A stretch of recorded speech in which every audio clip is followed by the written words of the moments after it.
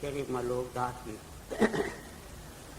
गुरु नाम जिन चानया ते बड़े सपूत, एक नाम के भजन बिन कांगा फिरे कपूत। गुरु नाम जिन जानिया ते बड़े सपूत, एक नाम के भजन बिन कांगा फिरे कपूत। यह बाबा मलोकदास जी महाराज साहब की वाणी है।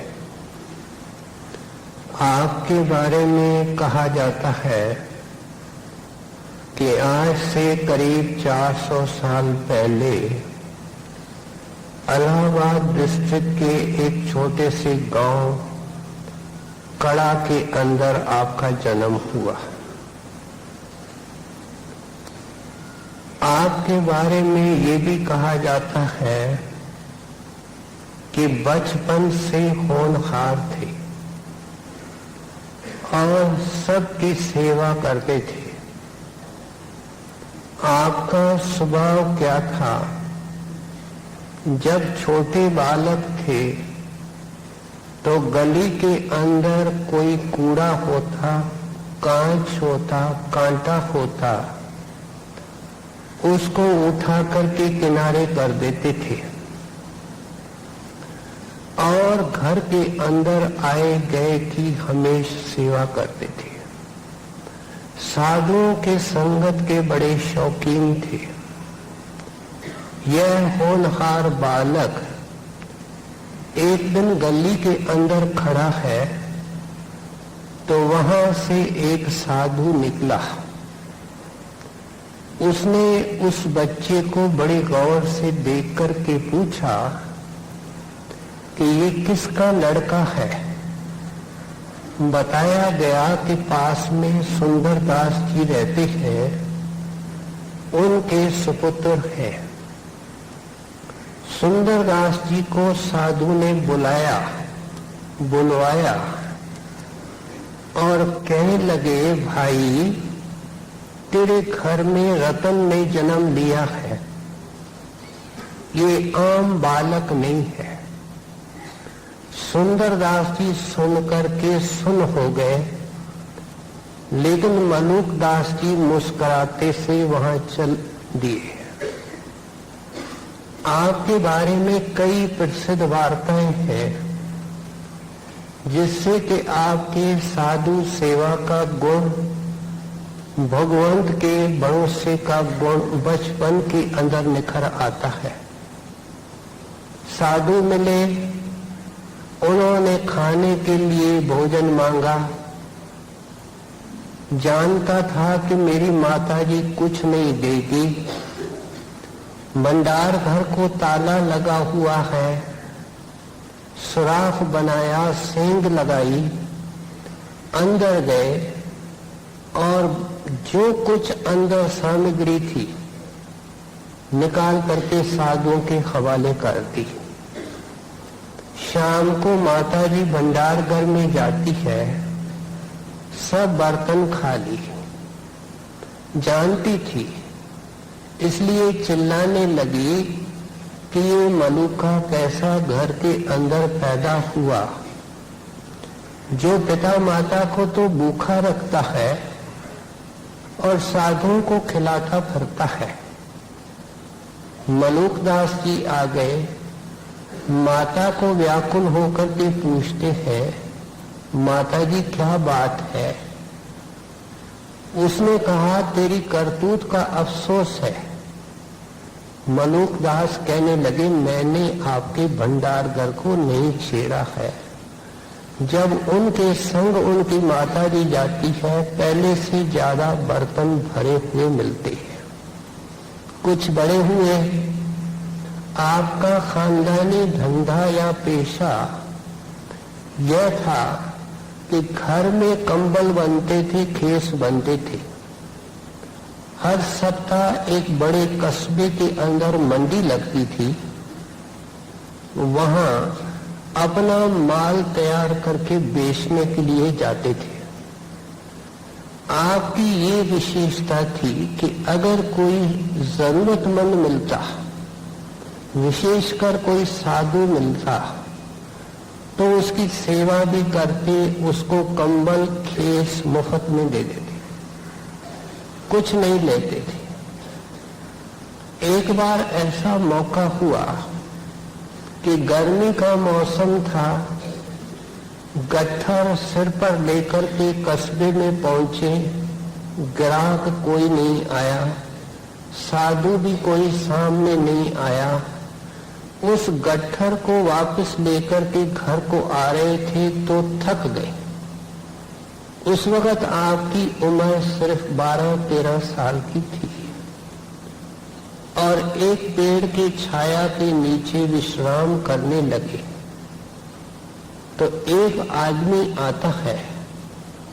वह कहता है, जी आप थके हुए हैं, आपका ये गट्ठर मैं घर पहुंचा दूं तो मुझे इजाजत दें, मैं एक मजदूर हूं। तो मलूकदास जी पूछते हैं, भाई क्या मजदूरी देनी पड़ेगी? मजदूर कहता है, मजदूरी का क्या है, जो आप देंगे वह हम ले लेंगे। आप देखिए इन होनहार महात्माओं के अंदर कितना गहरा भगवंत के ऊपर विश्वास है कि एक अजनबी के हवाले सारी गठड़ी कर दी, कोई गिनती नहीं, और वह चलता रहा। मलूकदास जी आराम से बाद में घर पहुंचे। माता चतुर थी, उसने कहा ये लड़का बड़ा बेपरवाह, सारी गठड़ी इस मजदूर के हवाले कर दी, कितने कंबल इसने निकाल दिए, कितने खेस निकाल दिए, और खुद है नहीं। उसने कोई अटकल करके उस मजदूर को कमरे में चुपके से बिठा दिया, कुछ खाने को दे दिया और ऊपर से ताला लगा दिया। मलूकदास जी जब आए तो कहती है, तू बड़ा बेपरवाह है, एक अजनबी के हवाले पूरी गठड़ी, मुझे बता इसके अंदर कितने कंबल कितने खेस। जब गिनती की गई तो बिल्कुल पूरे निकले। मलूकदास जी महाराज पूछते हैं, मजदूर कहाँ है? उसको मजदूरी देनी है। माता कहती है, मैंने चतुराई से उसको कमरे के अंदर बिठा दिया है, और जब ताला खोला जाता है तो वहां कोई नहीं मिलता है। हम आए दिन सुनते हैं कि भगवंत भक्त के अंदर होता है, भक्त भगवंत के अंदर होता है। ये महात्मा जो जिंदगी के अंदर इतनी ऊंची अवस्था में चले जाते हैं, इनका बहुत कुछ किया होता है पहले ही। भगवंत इनकी सेवा में किसी न किसी रूप में फिरता ही रहता है। आगे होकर के आपने साधु महात्माओं की तलाश की, संगत की, आपको शब्द संती शब्द अभ्यासी महात्मा मिले, लेकिन अन्य महात्माओं की तरह ऐसे अनेक चोटी के महात्मा हैं जिनके गुरुदेव का नाम का पता तक नहीं चलता, और पता तब चला जब खुले आम आपने शब्द का प्रचार करना शुरू किया, सत्संग करना शुरू किया। दीपक जले और परवाने न आए, ये हमारा अनुभव बताता है कि परवाने बेअख्तियार आते हैं। जो संतों के जीव थे आपके पास आने लगे, आपने गुरुदेव से जो कस्तूरी का भंडार पाया था, उस नाम के कस्तूरी को बांटा, जीवों को शब्द और घर का अधिकारी बनाया और जाते वक्त ये अनमोल वाणी हमारे लिए छोड़ के गए। अब संतों की वाणी के अंदर अनेक प्रसंग होते हैं। मनुखदास जी महाराज की वाणी का आज के शब्द का प्रसंग इशारा करता है उन लोगों की तरफ, वे भाग्यशाली लोग जिनके उत्तम ऊंचे संस्कार, भक्ति के प्रबल संस्कार उनको संतों के पास ले जाते हैं, पूर्ण संतों के चरणों में पहुंचा देते हैं। वे दया करके उनको नाम देते हैं, अंदर का भेद देते हैं, लेकिन उनकी हालत क्या होती है उसका वर्णन इस पहले दोहे के अंदर फरमा रहे हैं। आप फरमाते हैं, गुरु नाम जिन जानिया तेई बड़े सपूत, एक नाम के भजन बिन कागा फिरे कपूत। दोहे के पहले हिस्से के अंदर सपूत का जिक्र है और दूसरे हिस्से के अंदर कपूत का जिक्र है। क्या है? कहते पिछले कोई संतों की दृष्टि पड़ी होती है, कोई एसोसिएशन होती है जिसके कारण जीव संतों के चरणों में चले जाते हैं, उनको नाम मिल जाता है। हर एक का अपना अपना लोड है, संस्कार है। कहते हैं जिस वक्त ये जीव संतों के सामने आता है तो ये टोटली मनमुख होता है। ये अधिकांश सत्संगियों की हालत होती है। मनमुख कौन है? जिसके रोम रोम में, दिल में, दिमाग में दुनिया का प्यार है और उसका ख्याल बाहर मुखी है। उसकी तस्बीह आप कपूत से देते हैं और फिर दूसरी तरफ कहते हैं गिने चुने लोग होते हैं, गिने चुने सत्संगी प्यारे होते हैं जो एकदम गुरु के नाम के कमाई के अंदर लग जाते हैं, खूब मन से रगड़ लेते हैं और जिंदगी में अंदर की शांति और सुख पा लेते हैं। वे गुरु के नाम को रोशन करते हैं। हम जानते हैं कि कपूत भी बाप का बेटा होता है और सपूत भी उसी बाप का बेटा होता है, लेकिन एक जो कपूत होता है वह खुद दुखी, परेशान और अपने पिता के लिए, घर वालों के लिए भी सर दर्द का कारण होता है। न उसको शांति होती है, न किसी को शांति से बैठने देता है। जो खानदान का पहले नाम रोशन है उसको डुबोने की कोशिश करता है और आए दिन अपने लिए और घर वालों के लिए एक चिंता, तकलीफ और परेशानी का स्रोत बना होता है। दूसरी तरफ सपूत लड़का होता है, आज्ञाकारी होता है और निमाना और सियाना होता है और उस बात की खटक और फिक्र रखता है जिससे कि खानदान का नाम रोशन हो। ऐसा कोई नाम काम नहीं करेगा जिससे कि उनके पिता, उनके कुटुंब की बदनामी हो। जो उसको थोड़ी बहुत पूंजी दी जाती है उसको बढ़ाने की कोशिश करता है। ये कौन है? कहते हैं एक मनमुख है, दूसरा गुरमुख है। मैंने जैसे अभी बेनती की कि जिस वक्त ये संतों के सेवा में जाता है तो ये टीले की मिट्टी होता है जिसका कोई आकार नहीं होता है।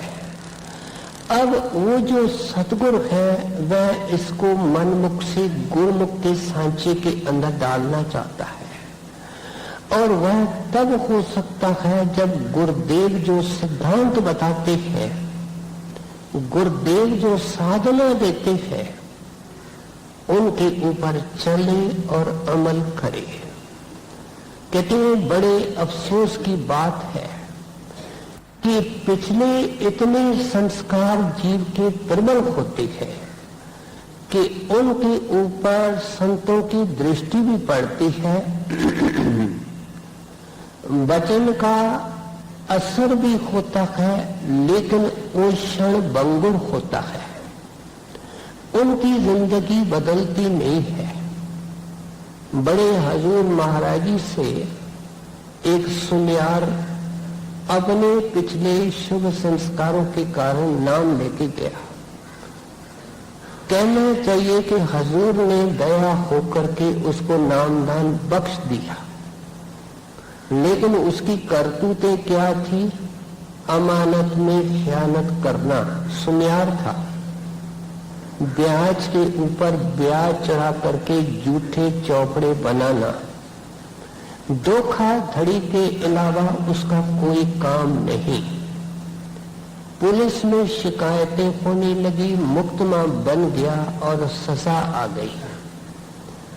मैजिस्ट्रेट ने इनको सख्त सजा, जिसको रिगरस इम्प्रिजनमेंट कहते हैं, वह दे दी, जिसमें अंदर सख्त काम करना पड़ता है और इसको चक्की चलाने के लिए मजबूर किया गया। ताजा तकड़ा मोटा सेठ था, कभी भारी काम किया नहीं, चक्की चलाता है, आंखों से आंसू बहते हैं। संकट और दुख में गुरुदेव याद आते हैं। कहता है महाराज जी, आपके अलावा मेरा कौन सहायक, मेरा कौन सखा, कौन साथी, आप मदद करो। इससे तो बेहतर है मैं डेरे आऊं, मैं आकर के संगत के लिए आटा पीसूं, उसी बहाने मुझे आपके दर्शन तो मिल जाएंगे। इस तरह से रोता और पुकारता रहा। कोई बड़ा दिन आया, बड़े दिन पर सजाओं में कुछ रियायत होती है, और जो लिस्ट जारी हुई उसके अंदर इसका नाम भी आ गया है। इसकी रिहाई हो गई। पहला काम जो इसने किया वह था डेरे आया, महाराज जी के सामने आकर के कहता है हजूर मैं अति निकम्मा और मैं पूरा मनमुख हूं, मैंने आपके एक सिद्धांत को नहीं माना। मैंने सारी जिंदगी, मुझे तो भजन सिमरन नाम याद तक नहीं है, कभी मैंने भजन सिमरन किया नहीं। जो आपकी आज्ञा है उसका मैंने पूरा उल्लंघन किया, लेकिन आपके दया से मेरी रिहाई जेल से हुई है। मेरा वायदा है कि मैं संगत के लिए चक्की जला करके आटा पीसूंगा। महाराज जी मुस्कुरा के कहते हैं भाई हमारी चक्की तो डीजल पर चलती है, हाथ की चक्की तो हमारे पास नहीं है। अब एक बात ध्यान से सुन कि हमने हर एक सत्संगी को चक्की चलाने का काम सिखाया है, और वह आशा और तृष्णा की चक्की को पीसना है, नाम की चक्की को पीसना है।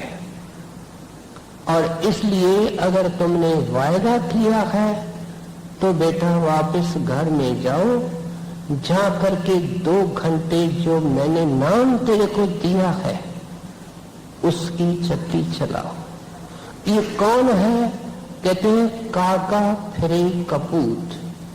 जैसे एक सूने मकान के अंदर कौवा आ जाता है और खाने को कुछ नहीं, सूना मकान है, और ये चोंच मारता है और कां कां करता है।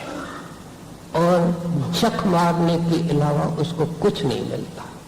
स्वामी जी महाराज अपनी वाणी के अंदर एक जगह इतनी जोरदार चोट मारते हैं, कहते हैं, ऐ इंसान मेरी बात सुन ले, जब से तू जन्म लेता है, भटक भटक करके मर जाता है, तब तक तू एक ही काम करता है और जख मारना है। सारे कामों को इतना चोटी का महात्मा जख मारना कहते हैं। कहते ये संत है जो कहते हैं कि अमृत के ऊपर चोंच मारो, हीरे मोती के ऊपर चोंच मारो, ये संत है। सो इसलिए कहते थे कि ये मनमुख कभी कहीं चला जाता है, कभी कहीं चला जाता है। सत्संग में पहुंचना उसका मुश्किल, जब पहुंच भी जाए तो ध्यान देना मुश्किल, अनेकों फिक्रें लेकर के बैठता है और कभी ध्यान भी देता है तो हाथ फेर देता है, ये हमारे बूते से बाहर, ये चीजें बातें हम नहीं कर सकते। कहते हैं वो कौवा है, उसका काला रंग है, विष्ठा पे चोंच मारता है, और यही उस मनमुख सत्संगी की अवस्था है कि उसको सारी जिंदगी न सुख चैन मिलता है, न गुरु के नाम की खुशबू आती है, बल्कि दुनिया के लोग सिर ऊंचा करके, उंगली ऊंचा करके ताना देते हैं कि ये भी तो सत्संगी है। हम जानते हैं कि आपके सत्संगी कैसे होते हैं, क्या उनकी करतूतें होती है। कहते हैं ये कौन है, ये कपूत है। बाबा मलिकदास जी महाराज हमको कपूत से सपूत बनाना चाहते हैं। जितने हमारे अंदर मनमुक्ता के विकार है, अंग है, वो धीरे धीरे कैसे निकल सकते हैं, आज के शब्द का आपका ये विषय है। और कैसे धीरे धीरे ये गुरुमुक्ता के अंग इसके अंदर आ सकते हैं, जिंदगी के अंदर इसको सुख और शांति मिल जाती है। ऐसा प्यारा सत्संग में जब आता है, एक एक संतों के वाणी के वचन को बड़े ध्यान से सुनता है, एक वचन नहीं खाली जाने देता, और जो सुनता है उसके ऊपर सत्संग के बाद मनन करता है, मनन करके हृदय में धारण करके उसके ऊपर अमल करता है, जिसको श्रवण और फिर मनन और मिथ्या आसन कहा गया, उसको इम्प्लीमेंट करना और उसका नतीजा देखना। कहते हैं ये गुरुमुख की अवस्था होती है, प्यारे की अवस्था होती है, जिसको मलिकदास जी महाराज सपूत कहते हैं। उसी महात्मा के जिसका वो सुनियार सेवक था, उसके पास उनकी एक प्रेम सत्संग आ जाती है, सेवका आती है, बहुत सारी कतार लगी हुई है मिलने वालों की, गरीब औरत है, कपड़े ठीक नहीं है, सेवादार को कहती है महाराज जी से मुझे 2 मिनट चाहिए। सेवादार का कहना था, महाराज ने कहा पहले उस औरत को ले आओ, बाकी बीच में खड़े रहे। जब वह हजूर के चरणों में गई तो बड़े प्रेम से जाकर के श्रद्धा सहित माथा टेका और महाराज जी को अपना हाल सुनाने लगी कि हजूर मैं एक गरीब निर्धन घास काटने वाली औरत हूं, जंगल से मैं थोड़ा बहुत घास इकट्ठा करती हूं और इतना ही इकट्ठा करती हूं जिससे कि बच्चों को मैं दाल रोटी खिला सकूं, और जब मैं इकट्ठा कर लेती हूं उसका गट्ठर बना करके, गठड़ी बना करके मैं किसी पेड़ के छाया के नीचे 2 घंटे जंगल के अंदर ही भजन बैठ जाती हूँ। ये मेरा एक नियम है कि सुबह को मैं 3 घंटे भजन के अंदर बैठती हूँ। आगे पीछे हरदम आपका नाम याद है, आपका ध्यान सामने है। देखो वो भक्त वत्सल क्या पूछते हैं, माई अंदर का हाल सुनाओ, काको अंदर का हाल सुनाओ, तो वो माई अंदर का हाल सुनाती है कि आपके दया नहर से मैं क्या क्या देखती हूँ, क्या क्या अनुभव करती हूँ। महाराज जी आंख मूंद करके प्रेम से उसको सुनते रहे। और जब माई ने माथा टेका, राधा स्वामी की विदाई लेने लगी, तो महाराज ने अपना दया का, अपने प्रेम का हाथ उसके सिर पर रखा।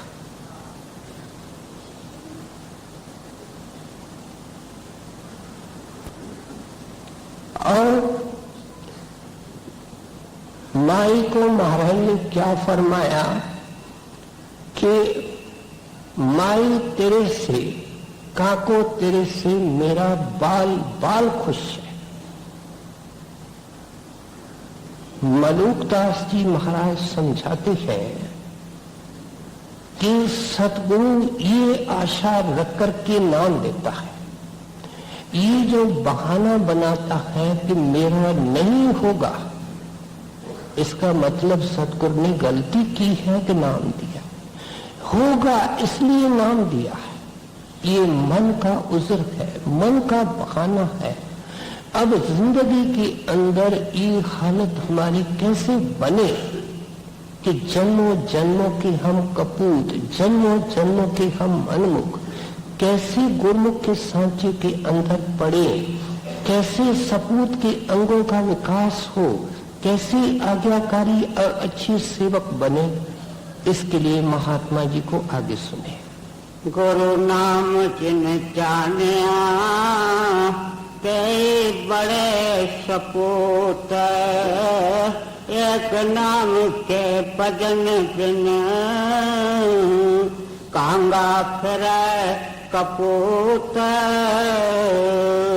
गुरु नाम एक रत्ती पाप के कोट पहाड़, ऐसी महिमा नाम की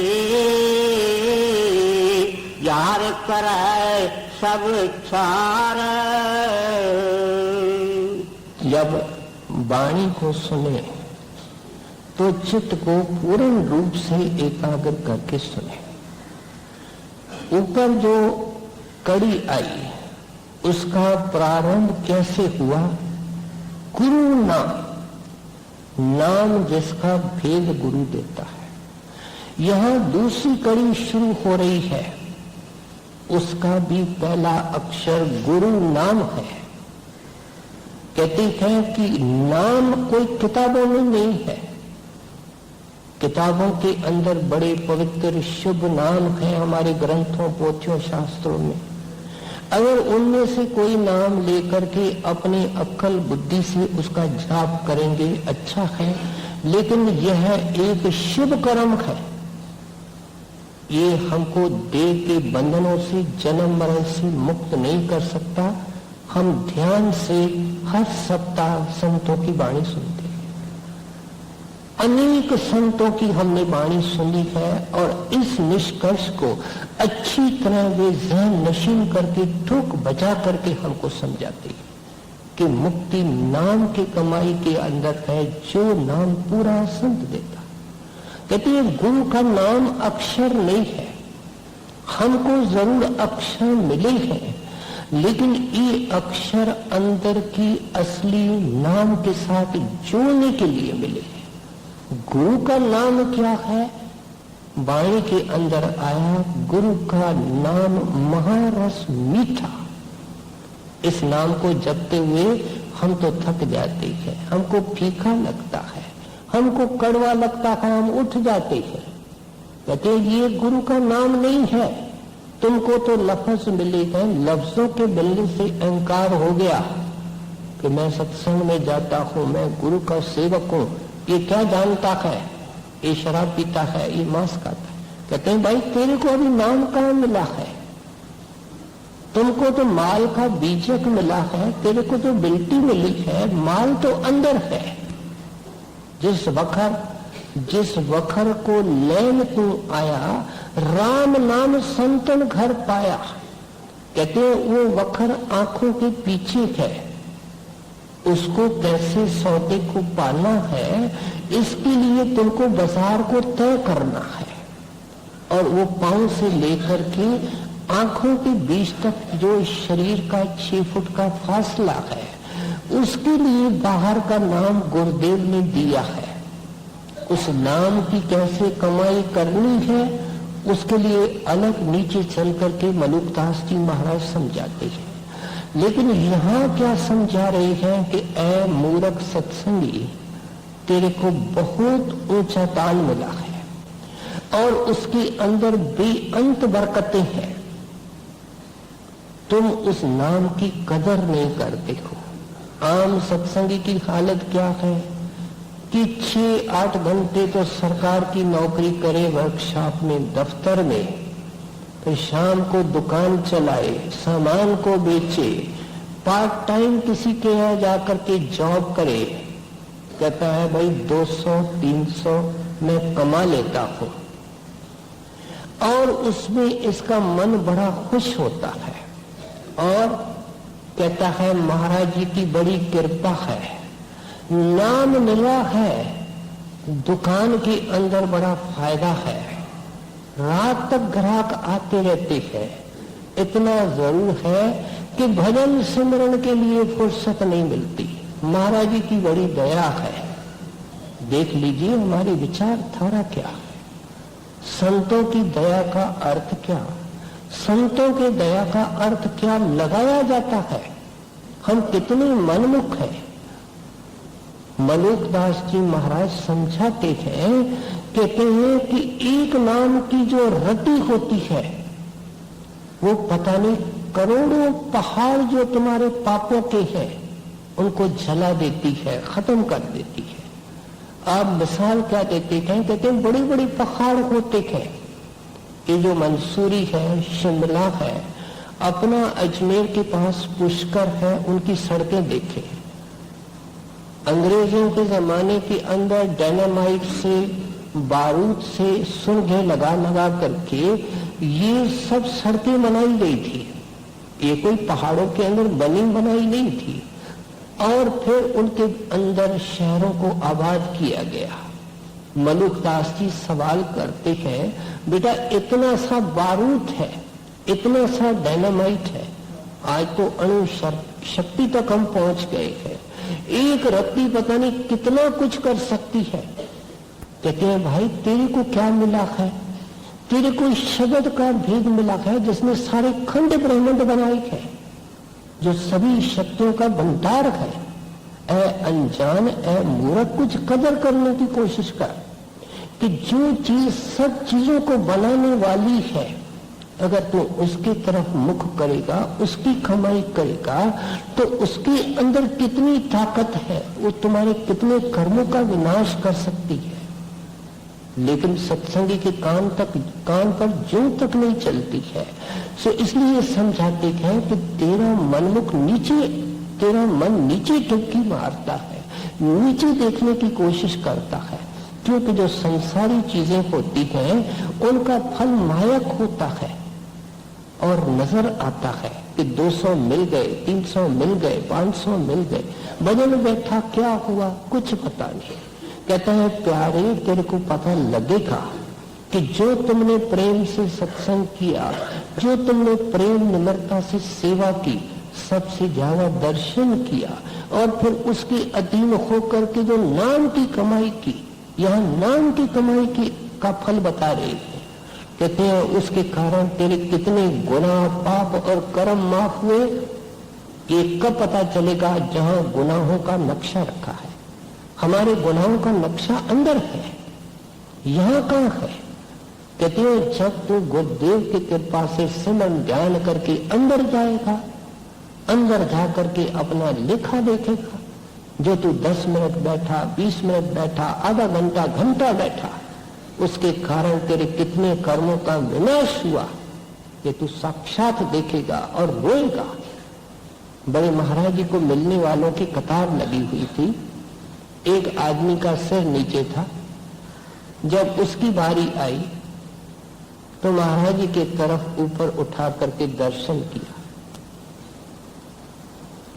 दर्शन करते हुए उसकी आंखों से झड़झड़ आंसू गिरने लगे, उसकी जुबान रुक गई, उसके होठ खुले नहीं। महाराज जी ने एक बार बोला, भले आदमी बोल, भले आदमी कुछ कह, वो रोता जाए रोता जाए रोता जाए। मजबूर होकर के रोता रोता वहां से निकल गया, कुछ बोल नहीं पाया। हजूर के पास खास आदमी कोई बैठे थे, उनमें से एक हजूर को डाक सुनाया करता था। फुर्सत के घड़ियों में किसी दिन उसने पूछा, हजूर उस दिन लाइन के अंदर एक आदमी आया, दुनिया में कितने दुख है, दुनिया के अंदर कितनी परेशानियां हैं कि वो अपने संकट को, अपने परेशानी और दुख को उसके वेग में इतना डूबा हुआ था कि आप तक नहीं ला सका, जुबान से कह नहीं सका। तो महाराज जी ने कहा कि डिप्टी साहब वो दुखी नहीं है, वो सुखी है। सुखी नहीं है, वो मां सुखी है। तो पूछने लगे, हजूर इसका क्या अर्थ है? उसकी बाहर की हालत तो ये थी। तब हजूर बोले कि उसका अंदर का अनुभव खुल चुका है, अंदर जा चुका है, अपने लेखे को देख चुका है, और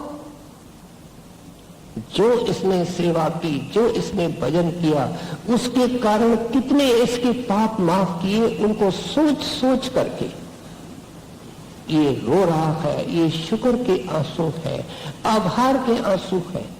वो कष्ट में नहीं है, बहुत सुखी है।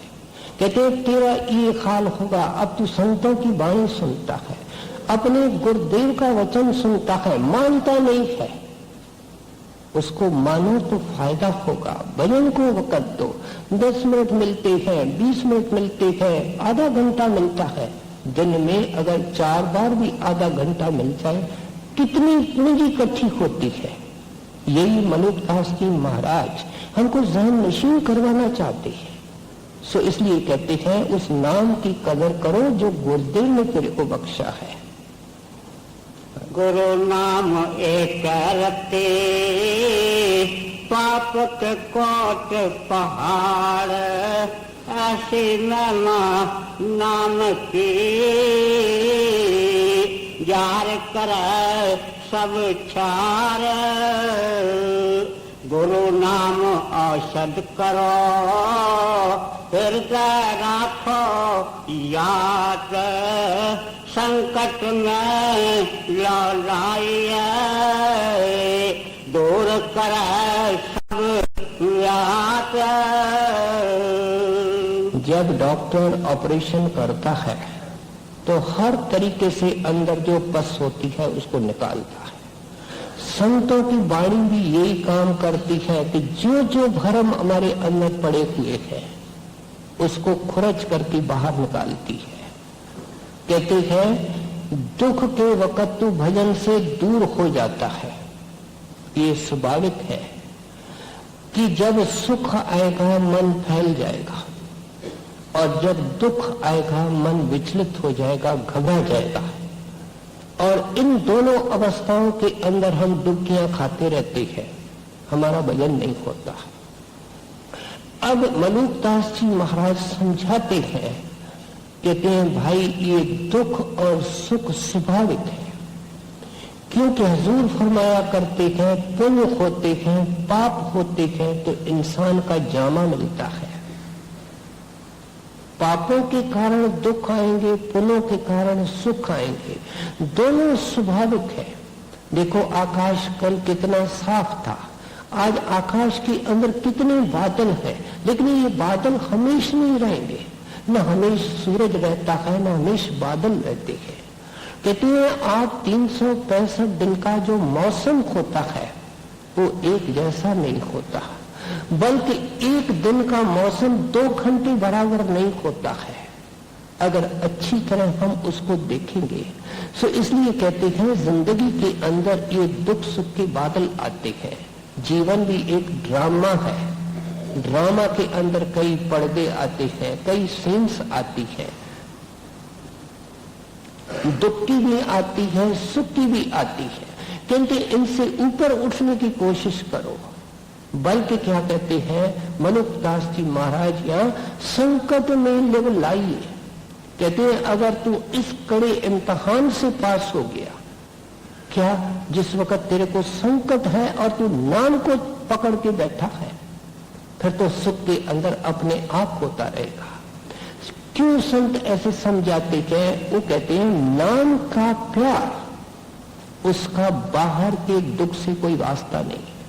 हम देखते हैं कि छोटा 1-2 साल का बच्चा दुख और सुख दोनों हालतों में माता से प्यार करता है, बल्कि जब उस बच्चे को दुख आता है तो माता को पलंग से उठने नहीं देता है। दुख के अंदर उसका मोह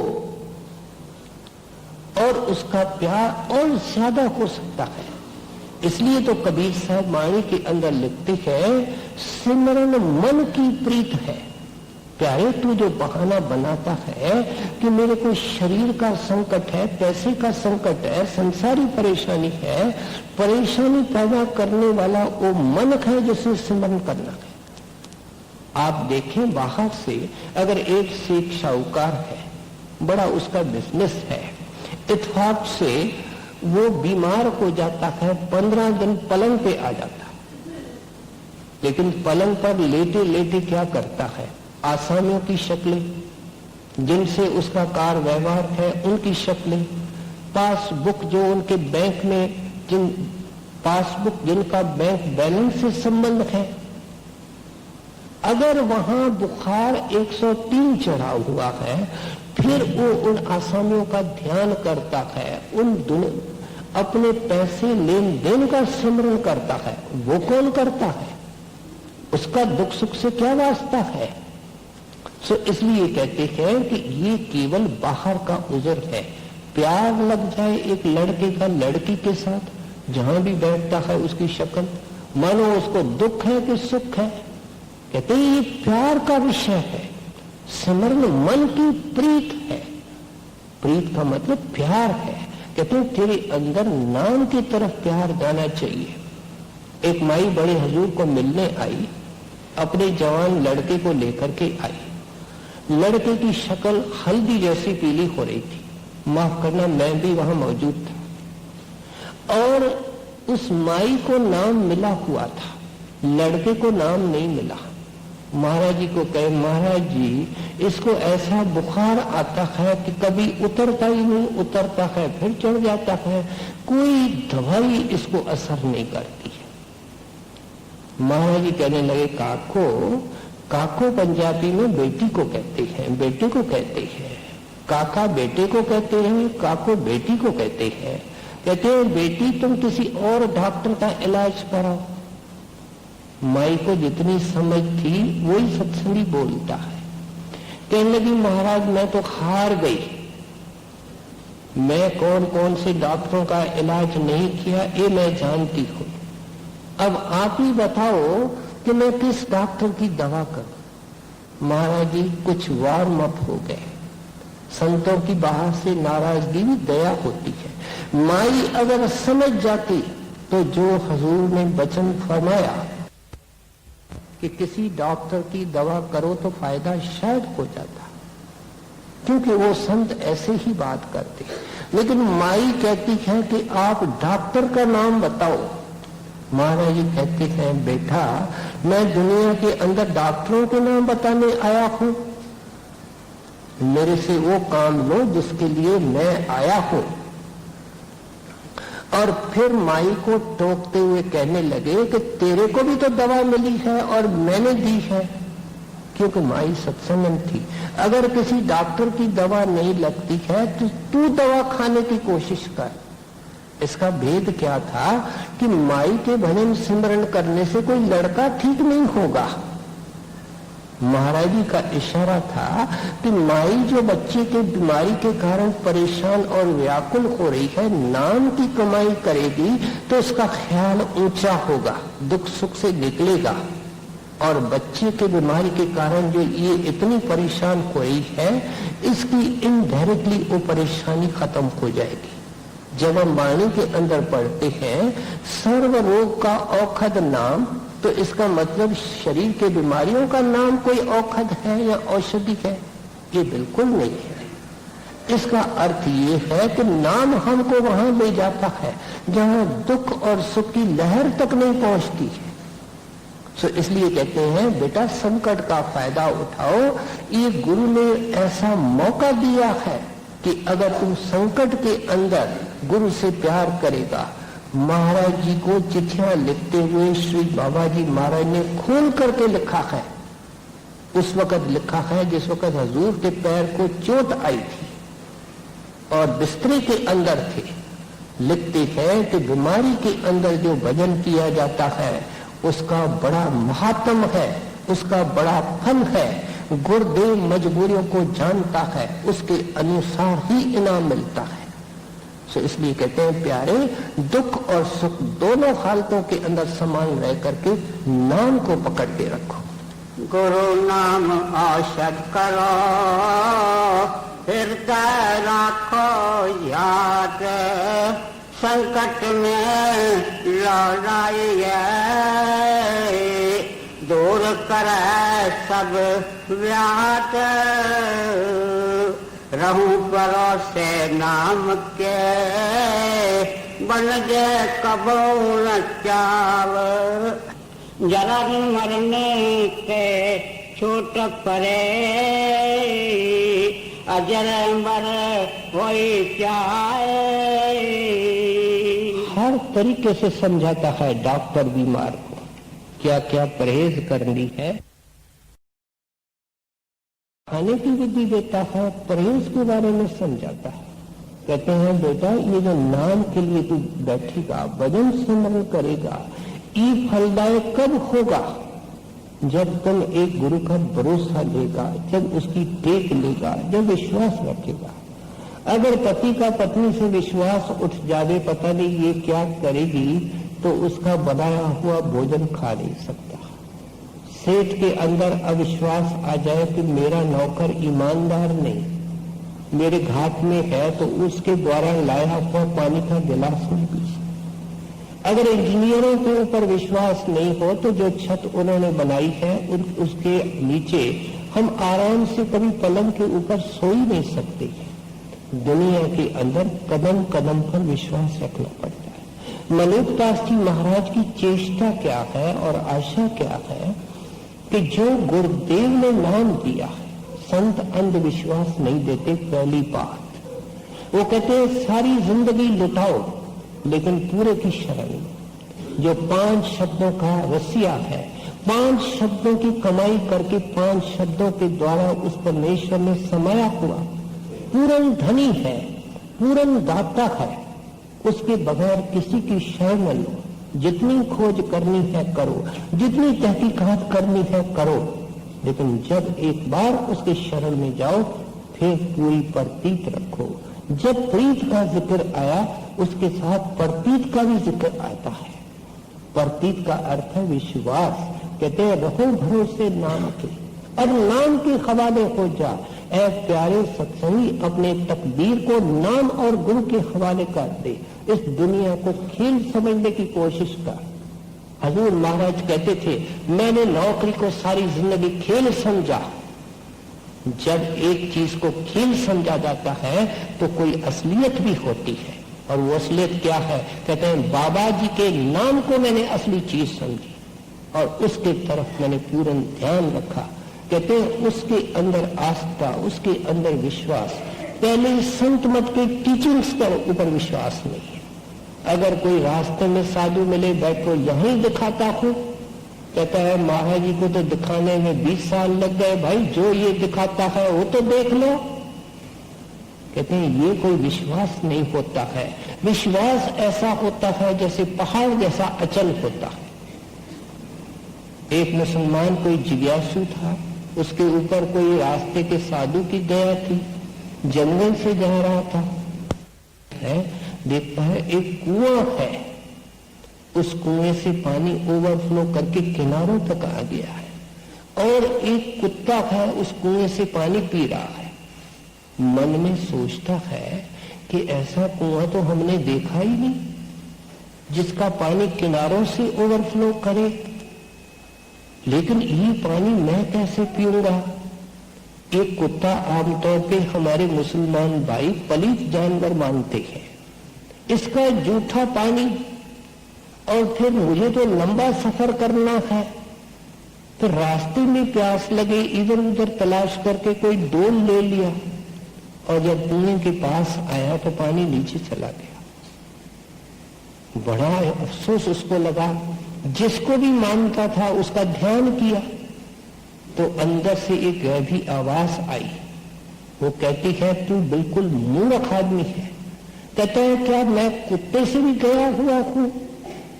तो वो आवाज कहती है तू कुत्ते से बदतर है, तेरे अंदर अहंकार है। तू क्या समझता है कि जिस जीव को मैंने पैदा किया है मुझे वो प्यारा नहीं? मुझे तो कुत्ता बहुत प्यारा है, और उसकी प्यास तेरे प्यास से ज्यादा परेशान करने वाली, व्याकुल करने वाली थी। मैंने कुएं के पानी को ऊपर लाया था, और जिस पानी को मैंने ऊपर लाया था उसको तू कहता है जूठा पानी है, कुत्ता पलीत जानवर है, और उसका तो विश्वास था। तू तो डोल लेकर के साथ आया है, फिर पानी नीचे नहीं जाएगा तो क्या होगा? दोनों कान पकड़े और तौबा की। सो इसलिए कहते हैं नाम के ऊपर विश्वास, संत मत के ऊपर विश्वास, जो संतों की टीचिंग्स है उसके ऊपर विश्वास। जो पानी हिलता रहता है उसके अंदर कोई हम शक्ल देखने की आशा कर सकते हैं? जब पानी स्थिर होगा और फिर उसकी मैल नीचे जाकर के बॉटम में बैठेगी, शक्ल साफ नजर आएगी। मैल कौन सी है? ये हमारे अवगुण है जो नाम के कमाई से निकल जाते हैं, और विश्वास से भजन आगे तरक्की करता है और ये देखता है कि गुरुदेव ने मुझे क्या दिया है। रहूं परोसे नाम के बनज कबूल जाव, जरन मरन के छूट पड़े, अजर अंबर हो जाए।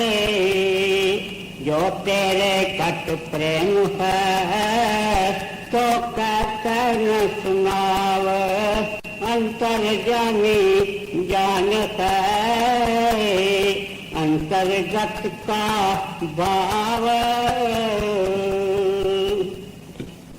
हर तरीके से हमको सावधान करते हैं। कहते हैं देखो जब ये सब करेगा, कौन सी चीज नाम की कदर करेगा, नाम के कमाई के पीछे लगेगा, हर हालत के अंदर नाम का बन करके रहेगा, और उठते बैठते नाम को चित्त में रखेगा, गुरु को सामने रखेगा, नियम से नाम की कमाई करेगा, नाम के ऊपर पूरी आस्था, गुरुदेव के ऊपर पूरा विश्वास रखेगा, नाम का बन जाएगा। कहते हैं फिर तेरे को इनाम भी मिलेगा। मालिक मजदूरी देते हैं, क्यों राखे भगवान? इंसान इंसान की मजदूरी देता है। वो कोई बेइंसाफ है, उसको तो दयालु कहा गया है, वो भंडार भर भर करके देता है। कहते हैं फिर तेरे अंदर प्रेम पैदा होगा। देखिए यहाँ प्रेम का जिक्र है, प्रेम अंदर है। प्रेम नाम शब्द का है, प्रेम नाम गुरु का है। गुरु को बाहर देखने से और उनके वचन सुनने से परमात्मा से मिलने का प्रेम पैदा होता है, लेकिन वो प्रेम का भंडार अंदर है। इसलिए मलुकदास जी कहते हैं कि तेरे खत में फिर प्रेम उमड़ पड़ेगा, प्रेम पैदा होगा। प्रेम प्रकाश का नाम है, प्रेम उस शब्द का नाम है, प्रेम अंदर के सतुर का नाम है। कहते हैं ये प्रेम की अलख बे है, वहां से प्रेम शुरू होता है। कहते हैं वो तेरे को मिलेगा, लेकिन एक सिग्नल लेते हैं, वार्निंग सिग्नल है। और वो कौन सा है? कहते हैं फिर ये बात अंदर में रखना, हजम करना, किसी को बताने की कोशिश नहीं करना। देखो कितनी सुंदर शिक्षाएं हैं जो एक छोटे शब्द के अंदर मलुकदास जी महाराज हमको दे रहे हैं। इसके अनेक अर्थ हैं कि जो सत्संगी कहता है कि मैं आंख बंद करता हूं अंदर जाता हूं, वो सड़कों के ऊपर घूमता है, अंदर नहीं जाता। क्योंकि गुरबाणी के अंदर क्या आया? जिन्हें पाया तिन्हें छिपाया। जिनके पास ये चीज होती है उसको छिपा करके रखते हैं। जिनको लॉटरी मिल जाती है, एक हजम को मिल जावे, किसी मामूली आदमी को मिल जावे, वो कितना शो करता है। लेकिन खानदानी आदमी तो लाखों करोड़ों को अंदर हजम करके एक मामूली कुर्ता धोती पहन करके चलते हैं, आम आदमी की तरह चलते हैं, क्योंकि उनको पता है कि इस दौलत को रखना किस तरीके से। सो इसलिए आप कहते हैं कि इसको अंदर में रिटेन करना, कैसे अंदर में हजम करना है, इसकी मिसालें संतों महात्माओं ने पेश की। एक महात्मा ने नहीं अपने वाणी के अंदर लिखा है कि मैं भजन करने वाला हूं, एक ने लिखा है कि मैं गुरु का अच्छा सेवक हूं, बल्कि वो अपने आप को पापी, गुनहगार, गिरे हुए पतित कहते हैं। जब तक जिंदगी के अंदर गए, मालिक का रूप हो गए, वाणी लिखने लगे, दुनिया से जाते वक्त भी ये कहे हम गुनहगार हैं, हम पापी। कहते हैं फिर तू कहेगा मैं देखने वाला, अंदर जाने वाला, तो चीज तेरे पास कैसे रहेगी। एक आदमी बड़े महाराज के सत्संग में खड़े होकर के कहने लगा, हजूर राम सिंह माली, राम सिंह जो बगीचे में रहता है, वो मेरी कमाई लेके गया। तो महाराज ने कहा तेरी कमाई वो कैसे लेके गया। कहते हैं महाराज मैंने अंदर का हाल बता दिया, अब मैं खाली हो गया। महाराज ने एक मिसाल दी कि एक काला शीदी हो, निद्रा हो, अगर उसको कोई आईना देवे देखने के लिए, वो आईना तो अच्छा है लेकिन उसकी शक्ल काली है, उसमें वो काली शक्ल देख करके जोर से आईना फेंक देवे तो उसको दोबारा कौन आईना देगा। तेरे ऊपर इतनी रहमत हुई, तूने क्यों बताया। तेरे को पहले दिन समझाया गया था कि ये चीज गुरु के अलावा किसी को कहनी नहीं, किसी को बतानी नहीं। सो इसलिए कहते हैं प्रेम ये है कि अंदर में प्रकाश आएगा, कीर्तन होगा, अंदर में बहुत खुशियां मिलने लगेगी, लेकिन लबों को खुश्क रखना, जुबान को खुश्क रखना। सरदार बहादुर महाराज जी जब गद्दी पर आए तो आम तौर पे संगत तो बड़े हजूर की थी, जिस महात्मा ने बड़े लाड और प्यार से 45 साल संगत को रखा और उनके अंदर जख्म थे गुरु के जुदाई के, उनको भरने के लिए आप आए थे और उसके अनेक तरीके हजूर ने निकाले थे। एक सत्संगी आपके सत्संग में खड़ा होकर के कहता है कि हजूर जब आप स्टेज पर आते हैं तो 2 मिनट आपका रूप होता है और बाद में बड़े महाराज के स्वरूप में बदल जाता है। सरदार बहादुर महाराज जी कान को पकड़ते हैं, कान को हाथ लाते हैं पूरी सभा के अंदर और कहते हैं भाई ये तुम्हारे हृदय की निर्मलता है, मेरे को तो वो सपने में नहीं आती जिसके वो स्वरूप बन चुके थे। हम किसी को मिलने जाते हैं, पूछते हैं सत्संगी से भाई तू क्या कर रहा था, कहता है भाई मैं तो भजन बैठा था। ये कच्चा सत्संगी है। ये सब नाजुक पहलू है जो मलुकदास जी महाराज समझाना चाहते हैं कि इस चीज को अंदर रिटेन करने की कोशिश करो, हजम करने की कोशिश करो। जो तेरे कट प्रेम है तो क्या न सुनाव, अंतर जानी जान है अंतर्गत का भाव, गुप्त प्रगट चेती करे मेरे मन की खूम, अंतर जानी सतगुरु सब तुमको मालूम। कहते हैं महाराज कुछ तो अवगुण हैं जिनका मुझे पता है, कुछ अवगुण हैं अपने जिसको हम जानते हैं, कुछ अवगुण हैं जिनको हम जानते ही नहीं। उनको कौन जानता है, हमारे घर वाले जानते हैं, जो दफ्तर में काम करते हैं वो जानते हैं, जिनसे मिलते बरतते हैं वो जानते हैं। फिर कहते हैं इनके अलावा बेअंत जो अवगुण है मेरे अंदर गुप्त हैं, जिसको न मैं जानता हूं न कोई संसार का आदमी जानता है। और आप तो अंतर्यामी हैं, दिलों के साहिब हैं, सब कुछ जानते हैं। फिर अगर आप मेरे चौपड़े को छेड़ना शुरू करेंगे, मेरे लेखे को देखना शुरू करेंगे, मेरे अवगुणों की पड़ताल करना शुरू करेंगे, मेरा तो कोई ठौर नहीं, मेरा तो कोई ठिकाना ही नहीं। इसलिए मालिक आप कृपा करना, आप तो अपनी रहमत की तरफ देखना। एक एक महात्मा ने लिखा है कि जब तक गुरुदेव रहमत की कलम लेकर के आप मेरे गुनाहों के ऊपर लकीर नहीं फेरोगे, लेकिन लिखा कब? जब 24 घंटे ध्यान गुरुदेव ने रखा, उठते बैठते ख्याल नाम में रखा, जुबान से नहीं कहा, मन से कहा। कहते हैं इतने करते हुए ये जो 2-3 घंटे कहते हैं भजन करो और घर को जाओ, माफ करना, ये गुरुदेव को एक बहाना चाहिए, एक प्रेटेक्स्ट चाहिए। इसके जरिए को जीव के गुनाह धुल नहीं सकते हैं, ये कोई ऊपर जाने का अधिकारी नहीं बन सकता है, ये तो उनके रहमत से जाएगा। इसलिए इस सत्संग के अंदर रहमत को थोड़ा पीछे रख करके करनी पे जोर दिया जाता है कि जो थोड़ा बहुत हम भजन करते हैं फिर उसको भी छोड़ दें। उसकी दया निरंतर काम करती है और उस दिन से काम करने लगी है और करती रहेगी जब तक ये जीव घर में नहीं जाता है। लेकिन इसके हिस्से में क्या आता है ये तो महात्मा बता रहे हैं, ये महात्मा इस शब्द के द्वारा समझाते हैं, ये वो चीज बता रहे हैं जो हमारे हिस्से के अंदर आई। कहते हैं गुरुदेव से क्या झूठ बोलोगे, उससे क्या पाप छिपाओगे, अपने अंदर का पूरा हाल खोल करके उनके सामने रखो, कुछ छिपाने की कोशिश न करो। एक बाबा जी महाराज का सत्संगी था, वो बाबा जी महाराज के लिए मिश्री ले आया। तो बाबा जी महाराज क्योंकि गर्मी के मौसम में मिश्री पानी में घोल करके पीते थे, कहने लगे बाबा जी मैं आपके लिए मिश्री ले आया हूं। बाबा जी महाराज कहते हैं कि इसको जाकर के ब्यास नदी के अंदर फेंक के आ।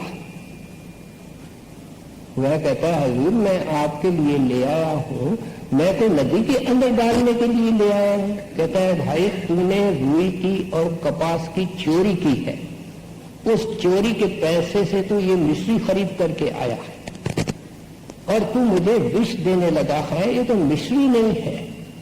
वह बेचारा दंग रह गया। कहते हैं महाराज जिस वक्त मैंने चोरी की आप कहां खड़े थे?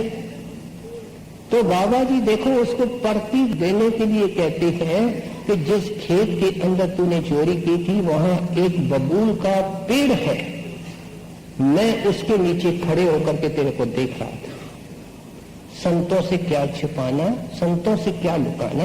कहते हैं सारा दिल खोल करके संतों के आगे रखो और अपनी करनी से नहीं, करनी करो, अपने को करनी के अंदर खो डालो, लेकिन जाओगे बेटा उसकी दया से। इतने बेअंत गुनाहों का बोझ इंसान के सिर पर है।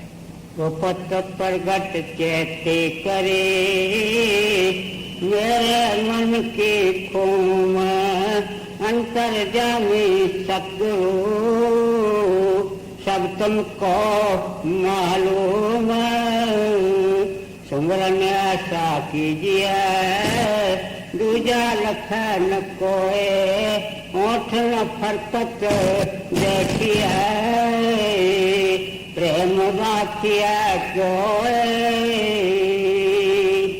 प्यारे ये जो सिमरन का भेद तेरे को मिला है सारे खजाने इसमें। जो सिमरन तू बार बार भूल जाता है, जो सिमरन तेरे को फीका लगता है, जो जुबान से करते करते तू थक जाता है, कहता है ये सिमरन एक ऐसी गहरी अवस्था सिमरन की पैदा करो, होठ में फड़कन दीजिए, अंतर राखिए कोय।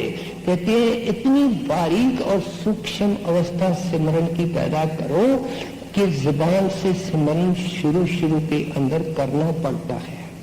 लेकिन हम जानते हैं कि लोग माला भी फेरते हैं, हम जुबान से सिमरन भी करते हैं, तो मन सारी दुनिया के अंदर बाहर भटकता है, क्योंकि इस जुबान ने हमको दुनिया में नहीं फंसाया, हमको तो मन ने फंसाया हुआ है।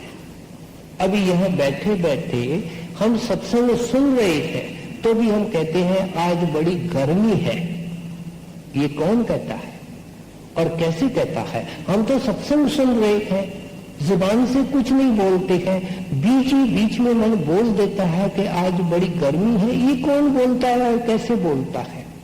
इसका मतलब ये एक मन की सूक्ष्म अवस्था है और उस अवस्था के अंदर जो फुलना निकलता है, जो संकल्प निकलता है, उनकी बाकायदे लैंग्वेज है। वो इतनी अंदर ऑटोमेटिक हो चुकी है कि बेअख्तियार निकलती है।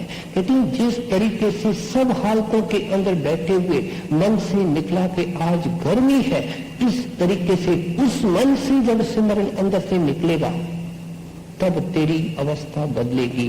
फिर कहती है तेरे पास जो भी बैठा होगा उसको भी पता नहीं चलेगा कि ये कौन से सरूर में है, कौन से मस्ती और आनंद के अंदर समाया हुआ है। वो बेचारा गर्म है, इतना जरूर होगा, आगे समझाते हैं उसको भी फायदा होगा, लेकिन पहले तेरे को धन इकट्ठा करना है।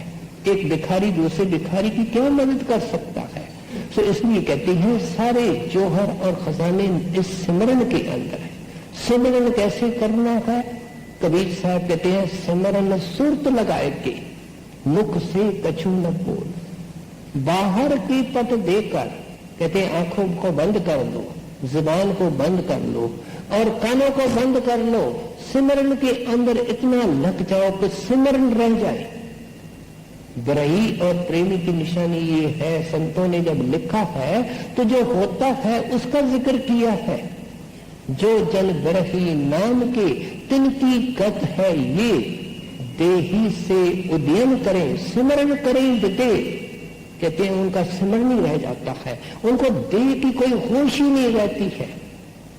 अब कुछ ऐसे लोग भी सत्संग में आते हैं, वो कहते हैं जब हम नाम की इतनी महिमा सुनते हैं, हमको तो नाम नहीं मिला, हमारी उम्र छोटी है, हमारी फलानी मजबूरी है, हमको नाम नहीं मिला, हमारा शौक होता है, हम क्या करें? उनका बहुत बहुत फायदा हो रहा है, क्योंकि उनकी जमीन तैयार हो रही है, उनके कांटे निकल रहे हैं, भरण निकल रहे हैं, मार्ग रोशन हो रहा है। और जब नाम मिलेगा तो तरक्की जल्दी होगी। बहुत सारे सत्संगी अटके हुए हैं क्योंकि उन्होंने नाम की महिमा नहीं समझी, सिमरन ध्यान का महत्व नहीं समझा। तो इसलिए कहते हैं जो कुछ निकलेगा इस नाम के कमाई के अंदर से निकलेगा। सिमरन के पीछे पड़ जाओ, उठते बैठते चलते फिरते, कितना भी नीरस है, इस बाहर के सिमरन से भी रस आएगा। करके देखो। मलिकदास जी महाराज कहते हैं गुरु की पूरी दया इस सिमरन से है, क्योंकि गुरु का जो सिमरन बख्शा हुआ है वो चार्ज होता है। और अगर कितने भी आप पंखे लगा दो, टीवी लगा दो, जो बिजली से चीज कनेक्टेड नहीं है उसका कोई फायदा ही नहीं है। आम दुनिया जो नाम जपती है वो चार्ज नहीं होता है, कनेक्टेड नहीं होता है, लेकिन जो सदगुरु का नाम है वो दया से, शब्द से, प्रभु से कनेक्टेड है। कहते हैं जितना जितना करोगे उतना फायदा होगा। जो दुखिया संसार में हो तिनका चोख, गिरगिर सौंप मलूक को लोगन बीजा सोख। कहते हैं अब लोगों के परोपकार की स्कीमें इस वक्त मत बनाओ कि मुझे समाज की सेवा करनी है, सारे दुनिया की सेवा करनी है। मनुकदास कहते हैं उसके काबिल तो बनो सेवा करने के। और इसलिए क्या करो कि अपने आप को सक्षम बनाओ, अपने आप को शक्ति बनाओ, शक्तिशाली बनाओ। अपने पहले कर्जे उतारो। जो खुद कर्जों के अंदर घिरा हुआ है और डूबा हुआ है वो क्या किसी की हमदर्दी के अलावा और क्या दे सकता है किसी को? तो इसलिए कहते हैं जब तुम ये करेगा फिर जिसके पास बैठेगा उसको शांति, जिसके साथ बात करेगा उसको शांति, फिर शांति का विस्तार होगा। इसलिए तो गुरु रामदास जी कहते हैं मुझे कोई गुरु का प्यारा मिल जाता है मेरी रोम रोम खुश हो जाती है, क्योंकि उसको देख करके सुन करके मेरे को गुरु याद आता है। ऐसे प्यारे के मुख से केवल गुरु की चर्चा मिलेगी। संसारी उनके यहाँ बातें नहीं होती है। संसारी बातें तो उन लोगों के होते हैं, एक संसारी लोग होते हैं, एक संसारी सत्संगी होते हैं। ये उनकी दुकानों में बातें मिलती है। कहते हैं उस प्यारे के पास तो एक गुरु होता है, एक नाम होता है, उसकी महिमा होती है। जब तुम ये करेगा फिर कहते हैं जहां भी बैठेगा उसको आराम मिलेगा, सुख और शांति का विस्तार करेगा। कैसे हमारे अंदर से मनमुक्ता के अंग निकल सकते हैं, विकार निकल सकते हैं, कैसे गुरुदेव का नाम फलदायक हो सकता है, कैसे उनका नाम रोशन कर सकते हैं, अपने जिंदगी को किस तरीके से खुशहाल कर सकते हैं। महात्मा जी ने समझाने के अंदर कोई कमी और कसर नहीं छोड़ी। जो दुखिया संसार में खो तिनका दुख, दिल दर सौंप मलूक को लगन दीजय सुख।